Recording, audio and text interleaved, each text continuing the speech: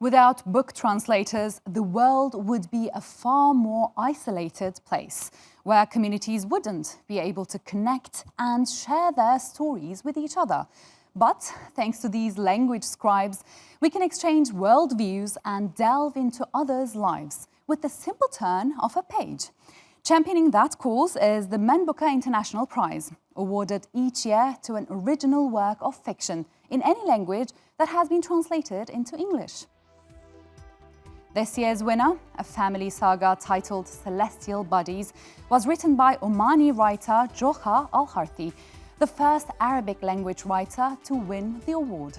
She'll share the accolade and the $64,000 purse with her UK-based translator Marilyn Booth. Set in Oman, Celestial Bodies is a multi-perspective novel about the struggles of three sisters coming of age while their country undergoes massive social and political upheaval.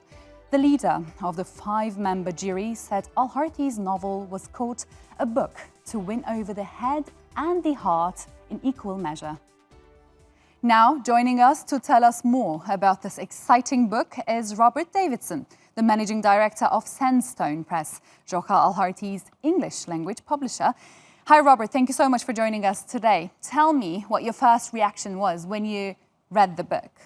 My reaction when I first read the book, thank you for asking, was a sense of astonishment at the truths I had read about another culture which is so very different from the one I live in and when I grew up in.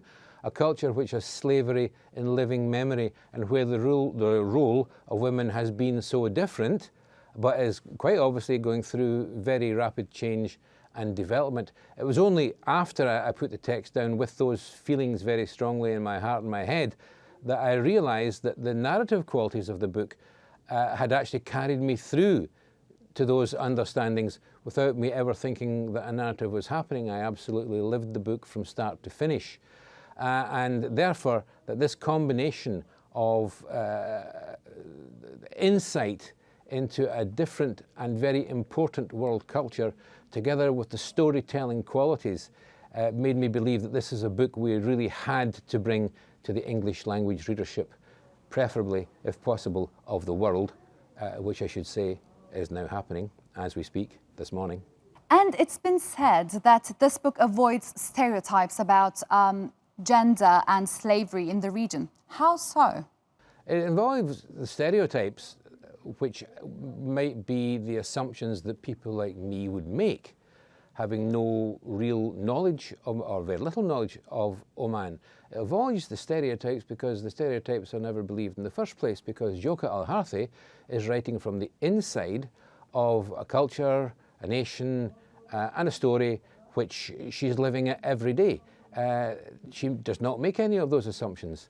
And I would say that and I do say that the great quality that the novelist brings, one of the principal qualities for any novelist, is empathy. Marilyn Booth, coming from the English language, meets Jocha midway with a similar empathy. And that, such important word, empathy, is what achieves the absence of stereotypes and takes us directly into real people's lives and the realities of their day-to-day existence. And the judges said that they loved the subtle artistry in the book. I wonder what kind of a problem did it pose in translation, the subtleness? First of all, the translator Marilyn Booth had to be aware of the subtleties of characterization and action and time, action through time. Those are the challenges she has to meet. And again, I will come back to this word empathy. Marilyn has to be, just as Jocha has to be inside the skin of her characters and is because she lives them, Marilyn has to place herself inside the skin of the author and inside the mind processes of the author, and has to have a very good understanding of Oman and the Omani people, which Marilyn Booth has and has demonstrated so well. Mm-hmm. And the shortlist was almost entirely independently published. What do you think is the reason behind independent publishers' success in the UK? I think we should have sympathy with the much larger publishers here who are faced with the disciplines of turning over millions of books every year, millions of pounds, dollars, euros, yen, etc. of money and cannot get off that conveyor belt of production and profit.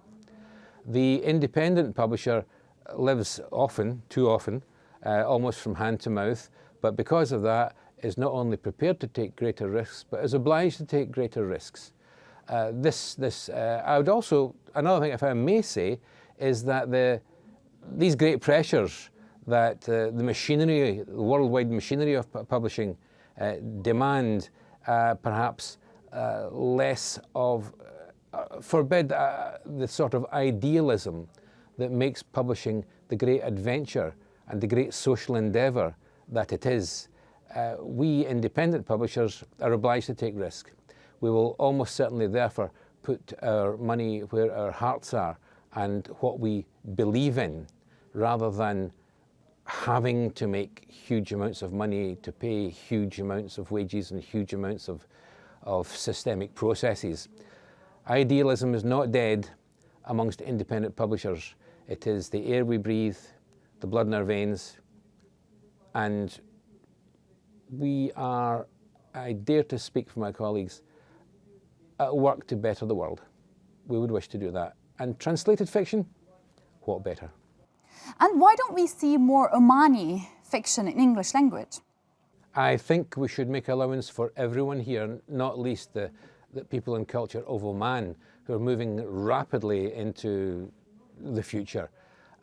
Oman is a small country with a smaller population than my own country, Scotland, and does not have a deep tradition of published work.